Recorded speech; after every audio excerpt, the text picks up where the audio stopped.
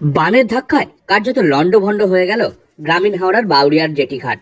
আর তারই জেরে বন্ধ করে দেওয়া হলো ফেরি পরিষেবা। স্থানীয় সূত্রে জানা গেছে, মঙ্গলবার সকালে গঙ্গায় বান আসে, ঢেউ উপচে পড়ে ঘাটে, ব্যাপকভাবে ক্ষতিগ্রস্ত হয় জেটিঘাট। তারপরে বন্ধ করে দেওয়া হয় ফেরি পরিষেবা। বাউরিয়ার অপর প্রান্তে রয়েছে দক্ষিণ চব্বিশ পরগনার বজবজ ঘাট। দুই ঘাটের মধ্যে নিত্যদিন কয়েক হাজার মানুষ যাতায়াত করেন। হঠাৎ ফেরি পরিষেবা বন্ধ হয়ে যাওয়ায় সমস্যায় পড়েছেন।